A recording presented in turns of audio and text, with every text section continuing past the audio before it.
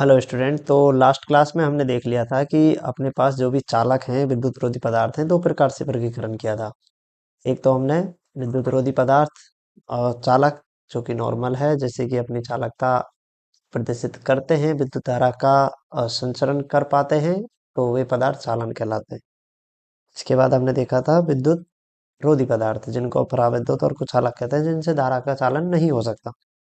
तो अब हम देखेंगे आज परावैद्युत पदार्थ और ध्रुवण कि ये जो अपने परावैद्युत पदार्थ हैं, इनका भी वर्गीकरण आगे कैसे किया जा सकता है और विद्युत क्षेत्र का इन पर क्या प्रभाव आता है। तो हेडिंग डालो, परावैद्युत पदार्थ, परावैद्युत पदार्थ एवं ध्रुवण। तो अपने पास आज का टॉपिक है परावैद्युत पदार्थ एवं ध्रुवण। तो हम यहाँ पे सबसे पहले ये देखने वाले हैं कि जो परावैद्युत पदार्थ है वो उसकी आंतरिक संरचना होती कैसे है, उसको कैसे वर्गीकरण किया जा सकता है। तो सबसे पहले इसकी परिभाषा लिखें। परावैद्युत पदार्थ, परावैद्युत पदार्थ। देखो, विद्युत रोधी पदार्थ और परावैद्युत पदार्थ की हम परिभाषा एक बार लिख चुके हैं। आ, तो फिर भी हम हल्का सा एक बार लिख देते हैं। वे पदार्थ जो विद्युत धारा का चालन नहीं कर पाते, जो विद्युत धारा का चालन नहीं करते हैं, नहीं करते हैं, परंतु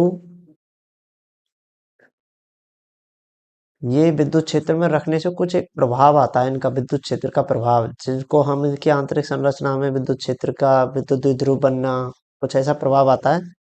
तो उसको अभी डिटेल में पढ़ने वाले हैं। तो परंतु विद्युत क्षेत्र में,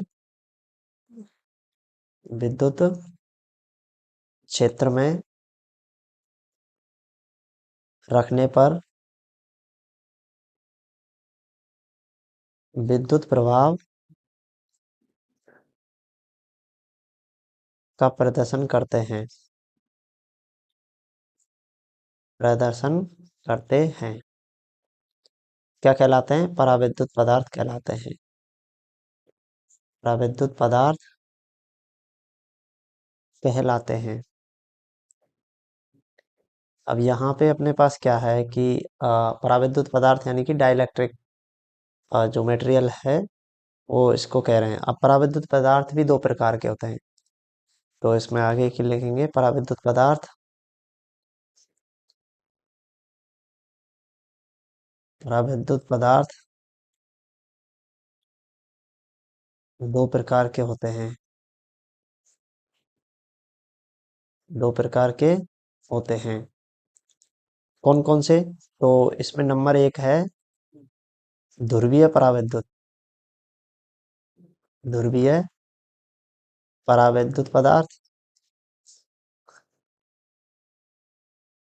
और दूसरा है अध्रुवीय। तो पहले हम ध्रुवीय परावैद्युत पदार्थ के बारे में अच्छे से देख लेते हैं कि इनको हम किस प्रकार से देखेंगे। देखो, जो भी परावैद्युत पदार्थ है ना, पदार्थ मिलके बना होता है अणुओं से, छोटे छोटे अणु, अणु मिलके बने होते हैं, अणु परमाणु से मिलके बने होते हैं। तो इनकी जो आणविक संरचना है, जो इनके अणु कैसे व्यवस्थित हैं, तो उनमें इनमें ध्रुवीय जैसी संरचना मिलेगी। तो इसमें देखो क्या है, सबसे पहले लिखते हैं इसमें ऐसे पदार्थ, ऐसे पदार्थ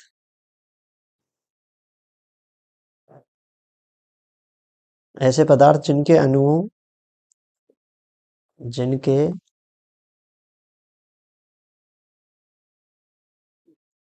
अणुओं के,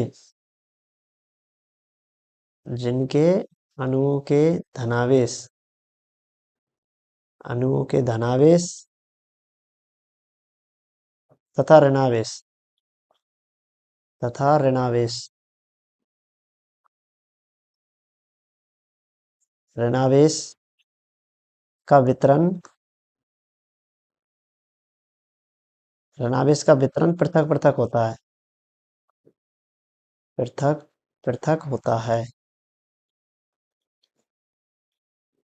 इसका मतलब क्या है कि इसमें धनावेश और जो अणु होंगे उनके धनावेश और ऋणावेश एक जगह पे नहीं होंगे। इधर धनावेश होगा, इधर ऋणावेश होगा। तो एक विद्युत विभव बनेगा, द्विध्रुव बनेगा। विद्युत द्विध्रुव बनता है ना, जिधर धनावेश और ऋणावेश, तो एक रूप बन जाते हैं जिनको बोलते हैं विद्युत द्विध्रुव। दो ध्रुव है तो द्विध्रुव, चार ध्रुव चतुर्ध्रुव। अरे ये वो हायर एजुकेशन में आता है चतुर्ध्रुव और वो। तो यहाँ पे हम दो ध्रुव की बात कर रहे हैं। तो यहाँ पे अब ध्रुव बन गए तो इसके कारण क्या होगा, इन प्रत्येक अणुओं का, इन प्रत्येक अणुओं का नेट, अणुओं का स्थाई, ऐसे लिख लेते हैं, का स्थाई, स्थाई नेट विद्युत, नेट मतलब परिणामी विद्युत द्विध्रुव, विद्युत द्विध्रुव आघूर्ण होता है। तो इसका मतलब क्या हुआ कि इन पदार्थों में क्या होता है, पदार्थों के अंदर जो अणु हैं उनमें नेट विद्युत द्विध्रुव आघूर्ण होता है। स्थायी का मतलब जो, मतलब खत्म ना हो, खुद से ही बनाया हुआ है। और नेट मतलब परिणामी। तो इसका मतलब क्या हो गया, अतः प्रत्येक अणु, अभी हम चित्र से लेके दिखाएंगे, प्रत्येक अणु विभव विद्युत द्विध्रुव की भांति व्यवहार करता है, विद्युत द्विध्रुव की भांति व्यवहार करता है। कैसे, अब उदाहरण देखो। HCl, मैंने क्या ले लिया, HCl, और दूसरा ले लिया H2O। HCl और दूसरा ले लिया H2O। अब देखना, मैं HCl की संरचना लिख रहा हूँ, यहाँ बना रहा हूँ। एक तरफ तो H है, क्योंकि H क्या है, छोटा परमाणु, तो मैंने H लिखा।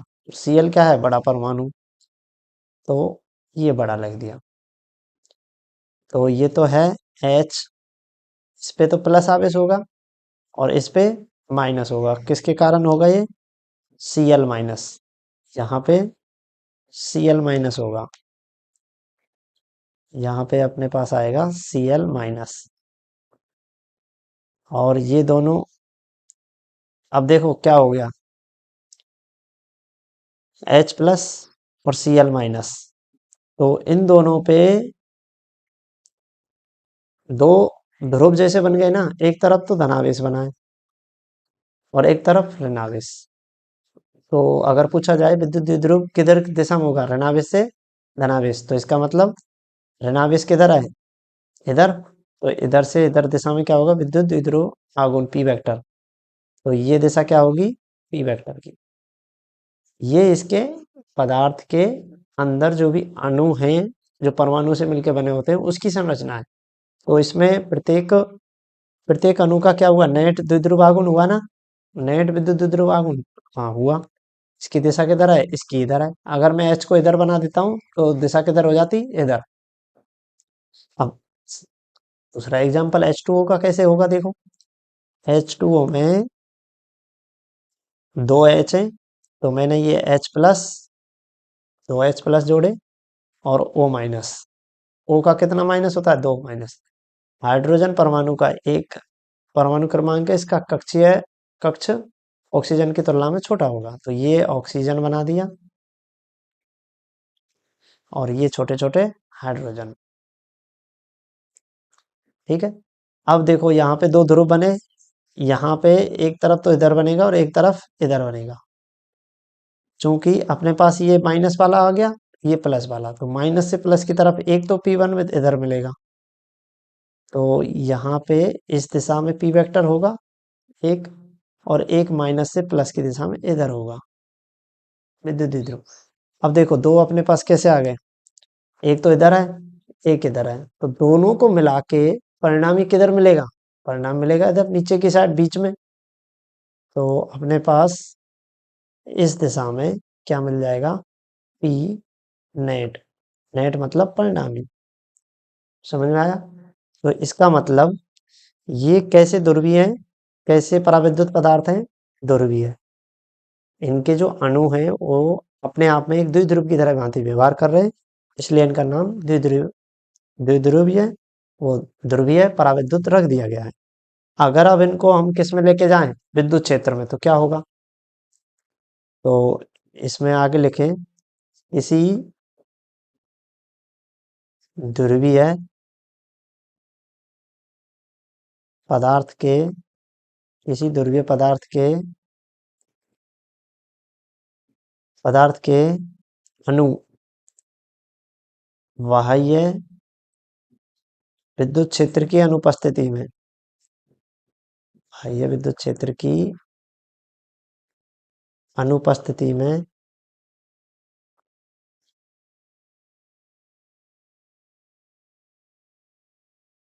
क्या होगा, इनके पास एक ऊर्जा होगी, तापीय ऊर्जा। तापीय ऊर्जा के कारण,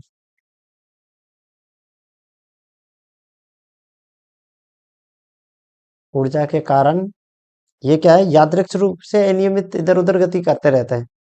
ऊर्जा के कारण अनियमित रूप से यादृच्छिक यादृच्छिक गति करते रहते हैं। इसलिए पदार्थ का परिणामी द्विध्रुव आघूर्ण शून्य होता है। देखो, सबसे पहले मैं बता दूं, ये क्या है कि ये जो द्विध्रुव आघूर्ण जो बने हैं हमारे पास, प्लस और माइनस से जो पी वेक्टर बने हैं, ऐसे पदार्थ में बहुत सारे होते हैं। एक पदार्थ है उसमें ऐसे बहुत सारे हैं, इसका इधर, इसका इधर, इसका इधर, इसका इधर, तो ऐसे करके बहुत सारे अणु वो कैसे होते हैं, यादृच्छिक रूप से होते हैं। तो इनका ओवरऑल देखा जाए, परिणामी विद्युत द्विध्रुव आघूर्ण वो शून्य होता है। क्यों? सभी संभव दिशाओं में होने के कारण इनके परिणामी नहीं मिल पाता, क्योंकि सबकी एक जैसी दिशा नहीं है। अगर एक P1 इधर मिल रहा है, एक P इधर मिल रहा है, तो दोनों आपस में कैंसिल हो जाएंगे। इसलिए ये यादृच्छिक होने के कारण क्या हो जाता है, क्या हो जाता है, आघूर्ण शून्य हो जाता है। कब? जब इनके विद्युत क्षेत्र की अनुपस्थिति में। अब देखो, अगर इसको पदार्थ को विद्युत क्षेत्र में रख दिया जाए, जब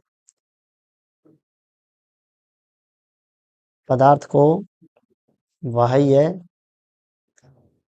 विद्युत क्षेत्र में, बाह्य विद्युत क्षेत्र में रखते हैं, तो प्रत्येक अणु, प्रत्येक अणु, प्रत्येक अणु द्विध्रुव पर क्या लगेगा, बलागुण। पर बलागुण कार्य करता है। बलागुण क्या काम करेगा, इसको घुमा देगा, कार्य करता है, जिसके जिसके फलस्वरूप अणु, जिसके फलस्वरूप अणु क्या हो जाएगा, वायु विद्युत क्षेत्र की दिशा में संरेखित हो जाएगा। अणु बाह्य विद्युत क्षेत्र के अनुदिश, क्षेत्र के अनुदिश संरेख हो जाता है। चित्र बनाएंगे तो और समझ में आ जाएगा, हो जाता है। अब जब संरेख हो गया, तो परिणामी विद्युत क्षेत्र यहाँ पे मिल जाएगा, परिणामी द्विध्रुव मिल जाएगा। यहाँ पे क्या हो गया, संरेख हो गए, तो जिससे क्या होगा कि पदार्थ में नेट द्विध्रुव प्रेरित हो जाएगा। तो इसमें लिखते हैं, संरेख हो जाता है। इस प्रकार, इस प्रकार पदार्थ में पदार्थ में नेट द्विध्रुव आघूर्ण प्रेरित हो जाता है, प्रेरित हो जाता है। अब देखो अब चित्र से समझ में आएगा कि अपने पास क्या है। ये कोई पदार्थ है, एक कंडीशन लेके चल रहा हूँ जब विद्युत क्षेत्र हमने इस पे अप्लाई नहीं किया जा रहा है। तो मैंने क्या बताया कि ये जो इनके पदार्थ है, इनके द्विध्रुव अणु हैं, उनका द्विध्रुव आघूर्ण यादृच्छिक रूप से रहता है कि तो मैं मान लेता हूँ प्लस माइनस। तो इस प्रकार से ये यादृच्छिक तरीके से प्लस माइनस, माइनस प्लस, किधर भी हो सकता है, प्लस माइनस, ऐसे करके इनका एक यादृच्छिक पैटर्न हो सकता है किधर भी। और उसका यादृच्छिक होने का कारण क्या है, क्योंकि इसमें तापीय ऊर्जा होती है। तो अपने पास माइनस प्लस, प्लस माइनस कुछ ऐसे हो गया। अब ये सभी संभव दिशाओं में है, तो परिणामी जो नेट आएगा विद्युत अ, द्विध्रुव, वो जीरो आ जाएगा। तो पहली इस ए वाली कंडीशन में क्या होगा, ई वेक्टर विद्युत क्षेत्र क्या है, जीरो। ई मतलब बाह्य विद्युत क्षेत्र है ये, तो इसका मतलब बाह्य विद्युत क्षेत्र की अनुपस्थिति में, अनुपस्थिति में। तो ये तो अपना हो गया पहला। ठीक है, अब इसके बाद आता है कि अगर हम विद्युत क्षेत्र अप्लाई कर दें तो क्या होगा। तो देखो, ये दूसरी कंडीशन है जब हम क्या बना रहे हैं, विद्युत क्षेत्र इस पे अप्लाई कर रहे हैं। तो क्या हो जाएगा, यहाँ पे हम विद्युत क्षेत्र अप्लाई कर रहे हैं इस दिशा में। तो ध्यान देना, सबसे इंपॉर्टेंट बात है कि विद्युत क्षेत्र है ई वेक्टर इधर, तो इसका मतलब क्या होगा, माइनस आवेश किधर होगा, माइनस आवेश तो इधर प्रतिस्थापित होगा, और प्लस आवेश प्रतिकर्षण की वजह से इधर जाएगा। विद्युत क्षेत्र इधर है, ये समझना इधर से कोई प्लस आवेश आ रहा है, तो प्लस आवेश क्या होगा, दूर जाएगा इधर, और माइनस आवेश इधर आ जाएगा। तो जितने भी अणु हैं वो थोड़े से क्या हो जाएंगे, उनकी संरचना बलागुण लगेगा, तो ऐसे हो जाएगी प्लस माइनस प्लस,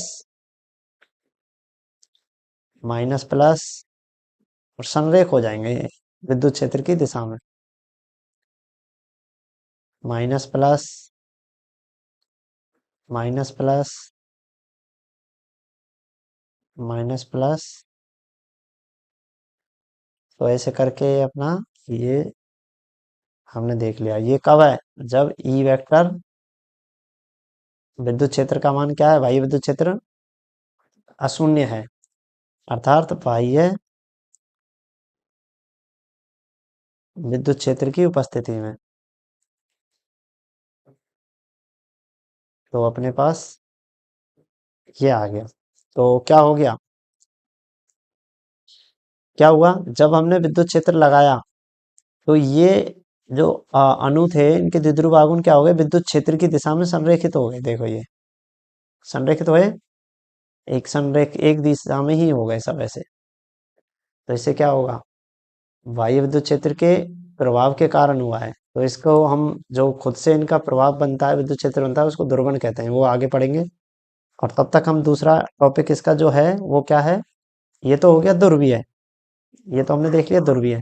अब ऐसे भी तो हो सकते हैं जिनमें ऐसा ध्रुव नहीं हो, प्लस माइनस जैसा ना हो, तो उनको बोलते हैं अध्रुवीय। यानी कि ऐसे ध्रुव नहीं बन रहे, धनात्मक और ऋणात्मक अलग अलग नहीं बन रहे, तो उनको बोलते हैं अध्रुवीय। तो इसमें हेडिंग डालो अगली। इसमें क्रम कौन सा चल रहा है अपना, एक पॉइंट नंबर 2, दूसरा आ जाएगा अध्रुवीय पराविद्युत, अध्रुवीय पराविद्युत। तो इसका मतलब क्या है, नॉन पोलर डाइलेक्ट्रिक्स। और इसमें क्या हो जाएगा, इसमें जो धनात्मक और ऋणात्मक आवेश है उनका वितरण पृथक पृथक नहीं होगा, वो एक ही केंद्र बिंदु पे होगा। तो इसमें लिख लेते हैं वे पदार्थ जिनमें जिनके जिनके अणुओं के धनावेश व ऋणावेश अणुओं के धनावेश व ऋणावेश पृथक पृथक न होकर पृथक पृथक न होकर क्या होते हैं, एक ही बिंदु पर होते हैं, एक ही बिंदु पर होते हैं। कौन से पदार्थ कहलाते हैं? अध्रुवीय पदार्थ कहलाते हैं। अध्रुवीय परावैद्युत पदार्थ कहलाते हैं।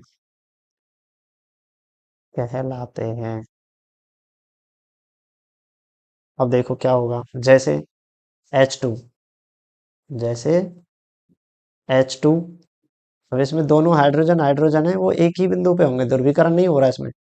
O2 CO2, CO2 की संरचना रेखीय होने के कारण ऐसा हो गया N2 आदि। तो ये पदार्थ हो गए अपने।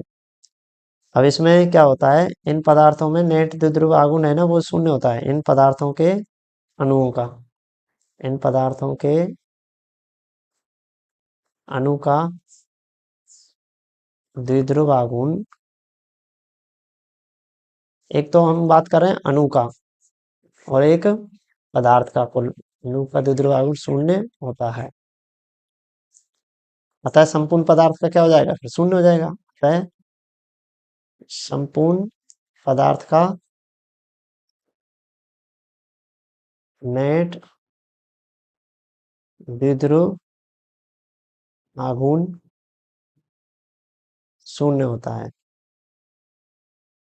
अब देखो यहाँ पे ध्यान देना, मैंने यहाँ पे लिखा है कि इन पदार्थ के अणु का, अणु मतलब जो उसके अंदर आणविक संरचना है उनका शून्य होता है।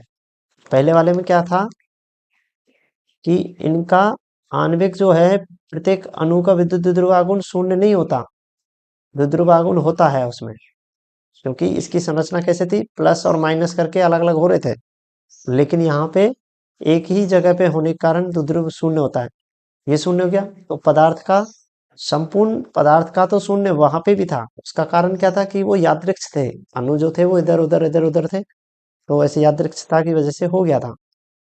अब देखो जैसे मैं लिखता हूँ H2, पहला मैं लिखता हूँ H2, मैं अणु बना रहा हूँ, तो H यहाँ पे है H, और दूसरा H यहाँ पे है, तो ये दोनों H बराबर हैं और इस प्रकार से हैं। तो दोनों पे धनात्मक धनात्मक है, तो कोई द्विध्रुव नहीं बनेगा, मतलब एक ही तरीके के व्यवहार है तो इसमें ध्रुव नहीं बनेगा। ये जो मैंने चित्र बनाया है, ये एक तरीके से देखा जाए तो ऐसे दूसरे के ऊपर संपाती है, तो इसमें वो नहीं बन रहे, डिस्ट्रीब्यूशन नहीं हो रहा, धनात्मक एक तरफ और ऋणात्मक एक तरफ, तो ध्रुव जैसा नहीं बन रहा है, तो द्विध्रुव नहीं होगा। अब दूसरा CO2, CO2 में देखो, CO2 में क्या होगा कि C की संरचना और ऑक्सीजन जो -2 है, उनकी संरचना रेखीय होती है। तो ये ऑक्सीजन, ये कार्बन, और ये ऑक्सीजन, ये ऋणात्मक, ये धनात्मक, ये ऋणात्मक, इस पे +2। अब देखो एक तरफ से तो माइनस से प्लस की तरफ इधर P1 बनेगा, और एक इधर से, तो दोनों आपस में विपरीत दिशा में होने की वजह से क्या हो जाएंगे, कैंसिल हो जाएंगे, तो यहाँ पे द्विध्रुव आघूर्ण नहीं बनेगा। तो इस प्रकार से अपने पास मिल गया, ये कैसे अणु है, अध्रुवीय है।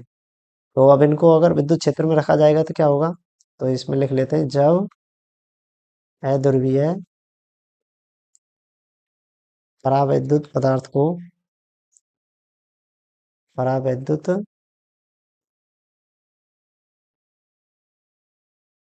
पदार्थ को किसमें रखेंगे, बाह्य विद्युत क्षेत्र में, बाह्य विद्युत क्षेत्र में रखा जाता है तो अब क्या होगा, जो इनके आंतरिक धनात्मक और ऋणावेश है ना, वो थोड़ा सा शिफ्ट हो जाएगा। तो धनावेश का वितरण, धनावेश का वितरण विद्युत क्षेत्र के अनुदिश होगा। विद्युत क्षेत्र के अनुदिश, अनुदिश मतलब उसकी दिशा में। पहले भी तो यही हुआ था, देखो पहले क्या हुआ था, पहले अपने पास भी तो यही हुआ था। जो धनात्मक था वो विद्युत क्षेत्र की दिशा में गया था, प्लस वाला किधर गया था, विद्युत क्षेत्र की दिशा में, और माइनस वाला विपरीत दिशा में। तो यहाँ पे भी वही काम हो रहा है। तो यहाँ पे हो गया विद्युत क्षेत्र के अनुदिश तथा ऋणात्मक आवेश तथा ऋणावेश का वितरण विद्युत क्षेत्र की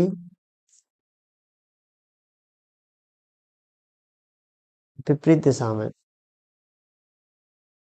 विपरीत दिशा में कुछ विस्तारित हो जाता है, विस्थापित हो जाता है, ऐसे लिख लो, विस्थापित हो जाता है। इससे प्रत्येक अणु में कुछ विद्युत द्विध्रुव प्रेरित हो जाएगा। इससे प्रत्येक अणु में कुछ द्विध्रुव आघूर्ण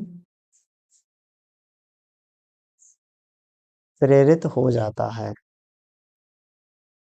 अब देखो क्या हुआ है, प्रेरित हो जाता है। देखो सबसे पहले अपने पास क्या था कि जब विद्युत क्षेत्र अप्लाई नहीं किया था, इसका मतलब E बराबर 0 था, तो क्या था, धनात्मक और ऋणावेश एक ही जगह पे थे, एक ही केंद्र बिंदु पे, तो ऐसे थे, प्लस माइनस एक ही जगह पे था। तो इससे कोई भी वो नहीं बना द्विध्रुव। जो परिणामी विद्युत द्विध्रुव है वो 0 मिला था, और खुद से अणु का भी 0 ही था। अब अगर मैं इसमें क्या करता हूँ, विद्युत क्षेत्र अप्लाई कर देता हूँ, विद्युत क्षेत्र बाह्य विद्युत क्षेत्र में रख देता हूँ इसको, यानी ई का मान 0 नहीं है, कहीं ना कहीं कोई विद्युत क्षेत्र है, और मैं मान रहा हूँ वो इस दिशा में है। तो क्या होगा, जो धनात्मक आवेश है इसका, ये तो विद्युत क्षेत्र की दिशा में जाएगा, और ऋणात्मक विपरीत दिशा में। तो क्या मिलेगा, हमें ऐसा मिल जाएगा, माइनस प्लस, माइनस प्लस, सबके धनात्मक आवेश इधर शिफ्ट हो जाएंगे।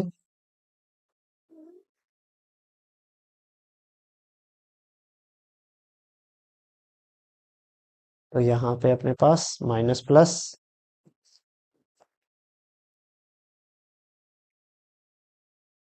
तो इस तरीके से परिणामी विद्युत क्षेत्र में विद्युत द्विध्रुव शून्य नहीं रहेगा।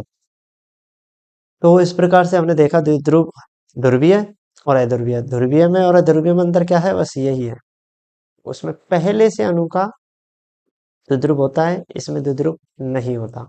जो पदार्थ है उसका तो ऑलरेडी यहाँ पे भी 0 है, पी, वहां पे भी 0 है, पर अणु का 0 यहाँ पे होता है, वहां पे अणु का 0 नहीं होता। अब देखो क्या हुआ है, अब जब इनको विद्युत क्षेत्र में रखा है तो इनके अंदर खुद से एक द्विध्रुव बन गया। क्या हुआ, इसके अंदर जो द्विध्रुव बना है, इसको बोलते हैं द्विध्रुव ध्रुवण, संरेखित हो जाना ध्रुवण कहलाता है। देखो इसमें अगला हेडिंग डालो, ध्रुवण,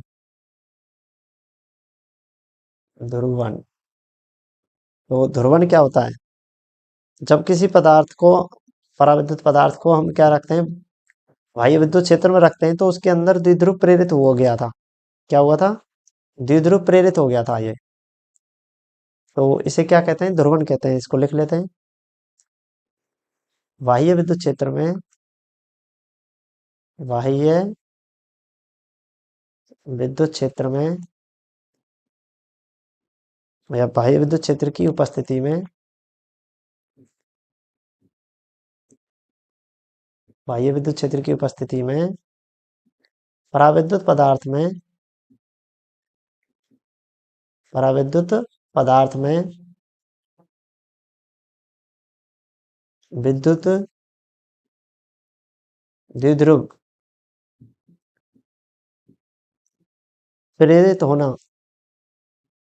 प्रेरित मतलब उसमें आ जाना, प्रेरित होना क्या कहलाता है? परावैद्युत पदार्थ का ध्रुवण कहलाता है। पदार्थ का ध्रुवण, पोलराइजेशन, ध्रुवण कहलाता है।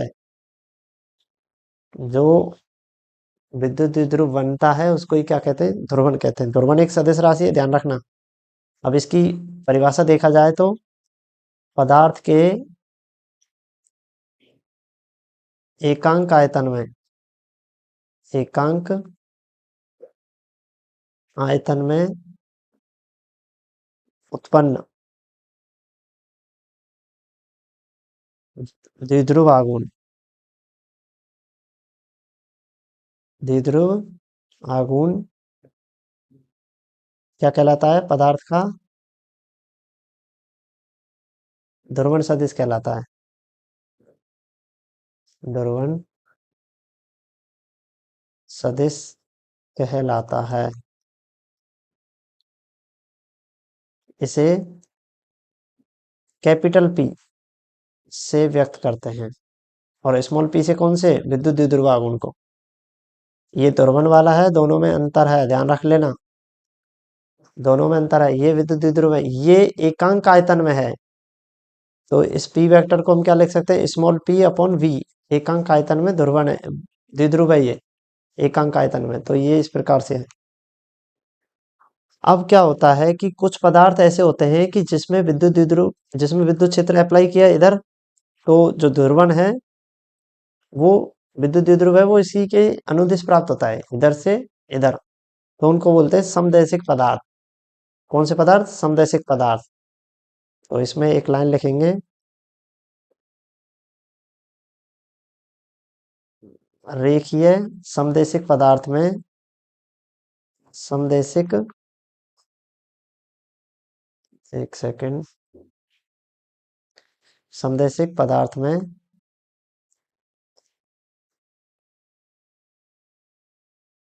पी वेक्टर व ई वेक्टर,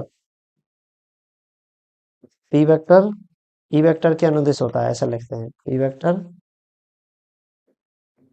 ई वेक्टर के अनुदिश होता है। और क्या होता है? समानुपाती होता है। तथा पी वेक्टर किसके समानुपाती होता है? विद्युत क्षेत्र के समानुपाती होता है। तो ये एक तरीके के पदार्थ हैं। अब इसमें हम क्या करेंगे?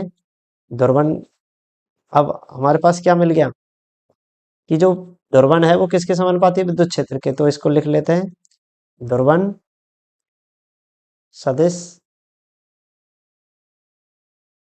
समानुपाती किसके? विद्युत क्षेत्र के। तो इसका मतलब क्या हो गया? पी वेक्टर किसके समानुपाती आ गया? विद्युत क्षेत्र के। अब इसको समानुपाती चिन्ह को हटाने के लिए हमें क्या आएगा? नियतांक आएगा, जिसको हम बोल रहे हैं काई। तो इसको हम क्या बोलेंगे? नियतांक को काई। तो समानुपाती नियतांक, समानुपाती नियतांक एक्स ई, एक्स की तरह नहीं बनाना, इसको ऐसे बनाना है, हल्का सा ऐसे। और एक्स होता है अपना ऐसे, ऐसे, ऐसा नहीं है ये थोड़ा सा मीन्स इसमें लहर टाइप का होता है। काई को इसमें लिख लेना, काई को